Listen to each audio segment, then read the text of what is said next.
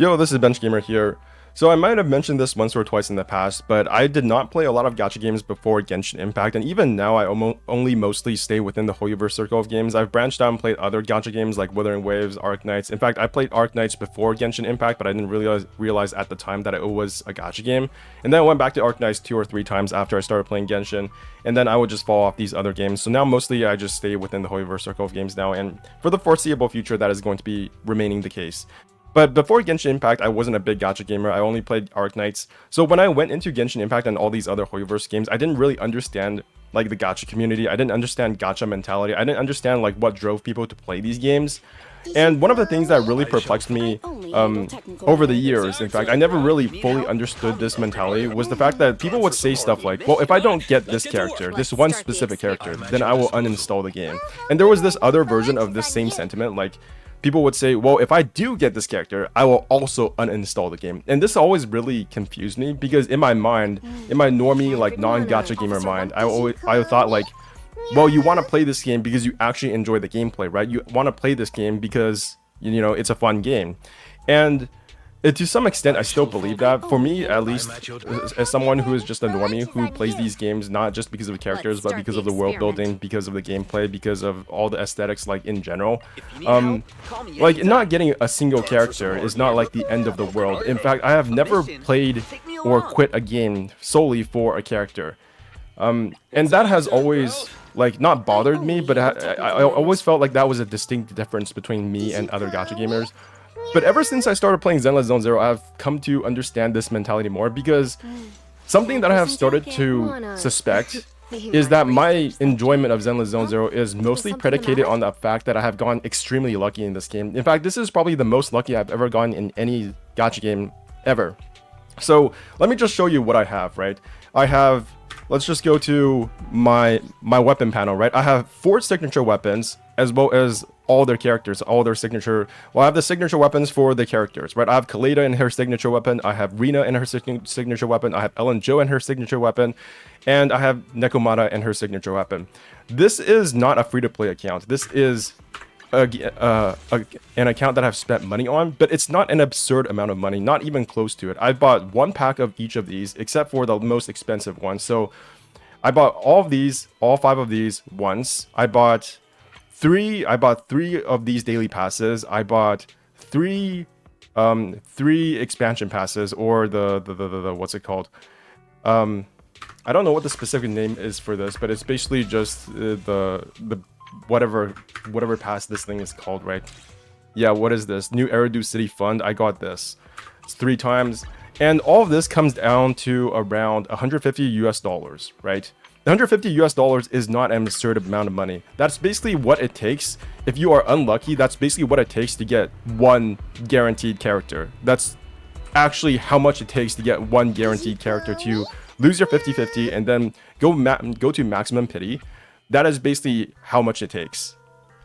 But within that amount of money, within that amount of resources spent, as well as me just playing the game every single day, I have gone almost 85 to 90% of the roster. And not even just that, I got a double S rank tempo within the first week of playing this game. I got both Nekomata as well as Ellen Jo in just 1 tempo. And then I won my 50-50 again. Well, actually, no, I got Nekomata, and then I won my 50-50 on my first tempo. So I got Ellen Jo, and then I lost it within like 1 pull to Nekomata. So that was like within 10 pity. And then I got guaranteed for Ellen Jo again within like 70 pulls. And then after that, I got all this insane shit. I won my 50-50 for Ellen Jo. I got Grace. I got Grace twice. This was the only time I ever got unlucky in this game. I got a second copy of Grace, which is not very useful. But it's not like the end of the world. It's not the worst thing of all time.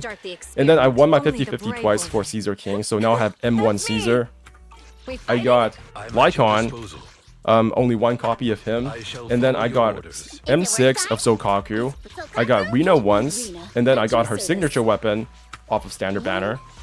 So, signature weapon for Rina. Signature weapon for Ellen Jo. And I got Zhu Yuan. I also won my 50-50 for her.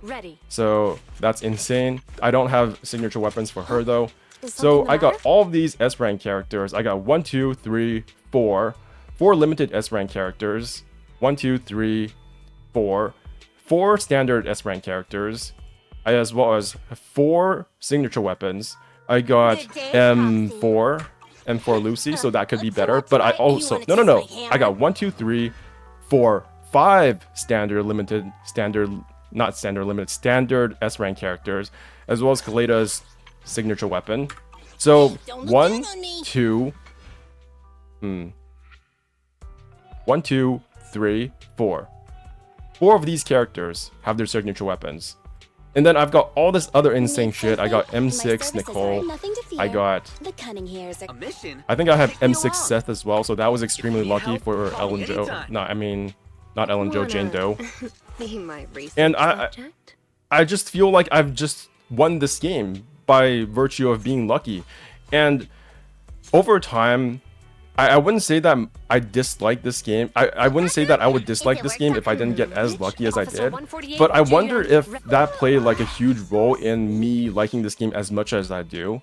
Because there has been a lot of backlash to Zenless Zone Zero, of course, right? Like, if you've heard the news, if you follow, like, Genshin Impact, if you've been following the Hoyoverse news side of things, if you've been following Zenless Zone Zero, if you've been following all this stuff, you know that Zenless Zone Zero has gotten a lot of backlash. In comparison to Wuthering Waves, there's been a lot of back and forth. There's been a lot of hatred for the TV system. There's a lot of controversy surrounding this game not being as popular as the previous ones, and I just don't feel any of the negativity towards this game. And I'm starting to wonder if that's just because I've just gotten so stupendously lucky, not getting any double dupes for the standard characters except for Grace once. And even then, I don't feel that like pained but getting a second copy of Grace, because like, what am I supposed to complain about? I got all these signature weapons. I literally have every single character except for Soldier 11 Qingyi, and I'm sure that I'm going to get Qingyi at some point in the future as well. It's just so ridiculous that I have to wonder, if I did not get this lucky, would I even want to play this game? I don't know. And that's not something that I will ever find out, because I'm never going to be able to play this game for the first time again. And I started really wondering about this when I was watching a streamer lose their 50-50 for Caesar King, and they really wanted Caesar King, and they just didn't get her. They got Kaleda instead. They lost their 50-50 and got Kaleda. And it just felt like the world turned upside down for them. It was like they were so hyped for this game. They were so hyped to like test out Caesar King. She was their waifu. And they just uninstalled the game after that. And I will never really understand that mentality, because I am not a gacha gamer first and foremost. I will never really truly understand that, because I just come from such a different background, and I don't have the same kind of attachment to any single character, even though I am a big fan of the character-oriented like approach that gacha games do. I just don't have that intrinsic like need to have a specific character. The most that I have ever felt like I needed one character was probably for Wander, as well as Furina. Those were the two characters that I felt like I really must absolutely have. But I planned for that, right? I planned for losing 50-50. I planned by spending money, to be honest. But I knew that I really wanted those characters, so I planned accordingly. Isn't that what you do when you really want something? Like, why would you complain about losing 50-50 when you know that's like an option? It's basically like they're giving you a chance to win the 50-50. But realistically, if you do save, you will eventually get the character anyways. So it's like, if you don't get the character right now, does it really matter? I don't know. It's just a different way of thinking about things.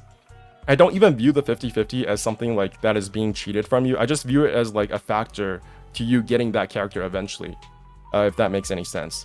Anyways, this is BenchGamer. Just some thoughts on something that I've been a bit confused about when it comes to gacha community, something that I will never like empathetically understand, but it is something that I've become more aware of over my time of playing gacha games. So this is BenchGamer signing out. This is probably going to be my last video before heading back to Taiwan. I say heading back to Taiwan, but I don't really live there full-time anymore. Yeah, this is BenchGamer signing out. I'll see you guys in 1 to 2 weeks probably, while I get settled down there. See ya.